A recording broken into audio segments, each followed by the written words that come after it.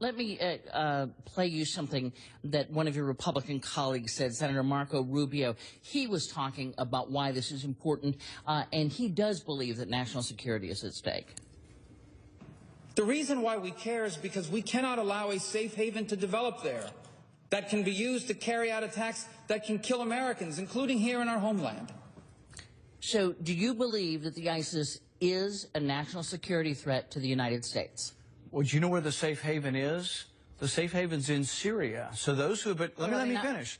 Because the thing is that they would not be empowered in Iraq if we were not providing safe haven in Syria by arming their allies. So should we go to Syria? I mean, the thing is, we kind of are where we are. No, so well, we are where we are because we are where we are because we armed the Syrian rebels. We have been fighting alongside Al-Qaeda, fighting alongside ISIS. ISIS is now emboldened in 2 countries. But here's the anomaly. We're with ISIS in Syria. We're on the same side of the war. So those who want to get involved to stop ISIS in Iraq are allied with ISIS in Syria. That is the real contradiction to this whole policy. Right. And many of your Republican colleagues would argue that what we should have done in Syria was get rid of Assad, and that would have stopped ISIS in his tracks. But we've done this. Look at Libya. We went into Libya and we got rid of that terrible Gaddafi.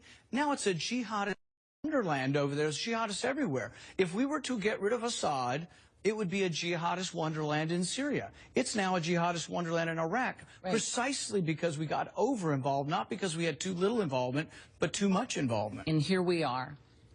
Can a terrorist haven in Iraq, does a terrorist haven in Iraq, which it may be soon, threaten the national security of the U.S.? Yes or no? Well, it could at some point. I would say right now, if you are a member of ISIS, you're looking at the Shiites right in front of you in the battles you're fighting. I don't believe that ISIS is right now in the middle of a battle saying, I think we're going to send intercontinental ballistic missiles to America. So could they be a threat? Yes.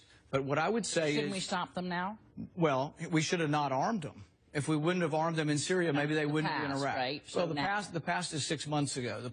The past is still the current as well. It is the present. We are still arming the radical Islamic rebels in Syria.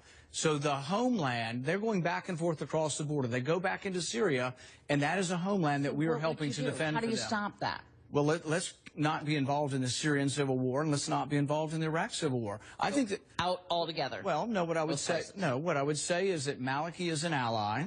Although here's the thing: is they think they're going to create stability by pushing Maliki out in the middle of a war. So we push him out, and then we have another power vacuum, and nobody leading the country at all.